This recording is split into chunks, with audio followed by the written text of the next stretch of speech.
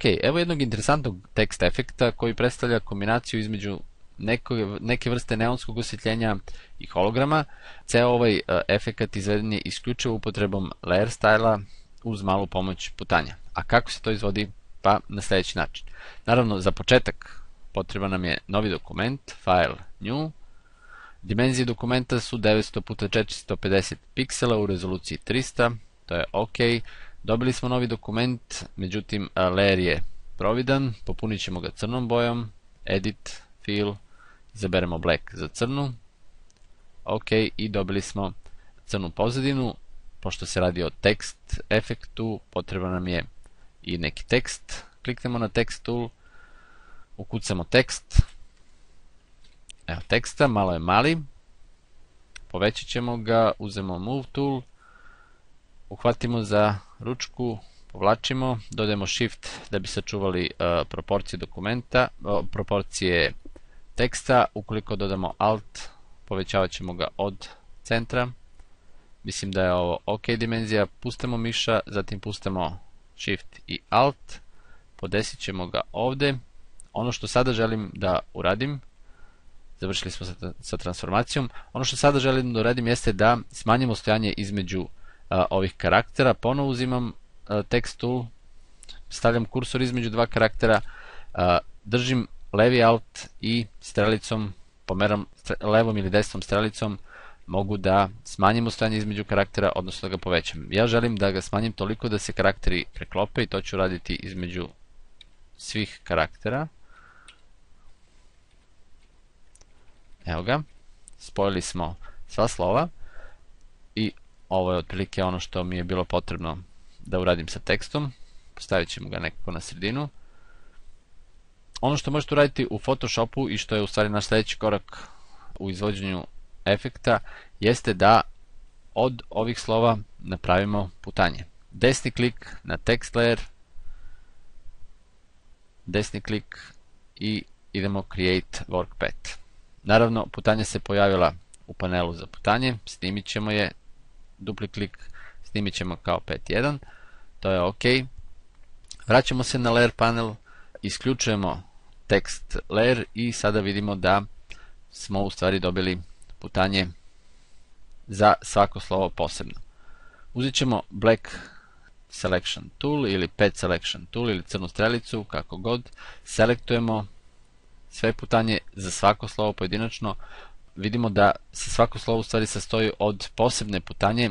Ja želim da iskombinujem sve putanje, zato smo ih i preklopili, da bi od 4 zasebne putanje dobili jednu putanju. Selektujemo sve 4 i idemo na combine. Dobili smo jednu putanju koja je u stvari obuhvata sva 4 slova. I to je ono što nam je bilo potrebno da uradimo sa putanjama. Imamo još samo jednu stvar, želim da uklonim ove segmente putanja kod n, na prvom n i na zadnjem n. To ću raditi tako što ću uzeti belu strelicu, selektujem ovaj segment, pritiskam delete i brišem. Isto radim i na drugom n i putanje smo završili. Ono što mi sada treba jeste novi layer, dodali smo novi layer, zatim uzimam četkicu ili brush tool, jednu ovakvu četkicu, veličina negde 17, 18, 19, stavit ćemo na 18 i podesit ću vrlo bitnu stvar, a to je shape dynamic. Dakle, sve vrednosti ovdje treba da vam budu na 0, flip jitter treba da bude isključen i x i y, minimalni prečnik ili minimum diameter na 8%, a najbitnija stvar ovog dijaloga jeste da se kontrola podesi na pen pressure. Bez obzira da li imate tablet osetljiv na pritisak ili ne, ovo je ključni deo ovog efekta. Povući ćemo neku liniju, čisto da bismo vidjeli šta dalje radimo, a dalje radimo na ovom layeru, uzet ćemo layer stylove, dupli klik na praznom, idemo na outer glow, boja će biti ljubičasta na hue 316, ok, blend mode na hard light, opacity ćemo podesiti na 100 i size će biti 24, 5, 7, 27. To je ok. Idemo na inner glow, ista boja, dakle hue 315. Ok, blend mode će biti isti, hard light i sva ostala podešavanja su u redu što se tiče ovoga, to je ok.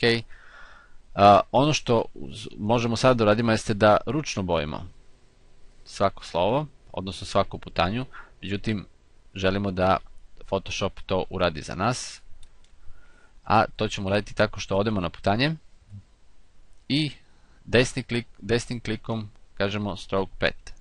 Vrlo je bitno da izaberemo brush i čekiramo simulate pressure.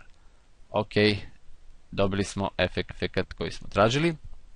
Vraćamo se na layere, pošto radimo na transparentnom layeru, idemo na gradient tool, biramo boja, prva boja ka transparent, radial gradient i dodat ćemo neke ovako interesantne stvari, neki odsjej. To je otprilike ono što smo hteli da uradimo i ovo je efekat koji smo želeli. Naravno, možete uvijek dodati neku pozadinu. Uzet ćemo neku pozadinu koja bi se lepo uklopila uz naš efekat. Evo je pozadina, spustit ćemo je ispod tekst efekta, podesiti i ovo je, dragi moji prijatelji, konačan efekat kombinacije neonskog svetla i holograma.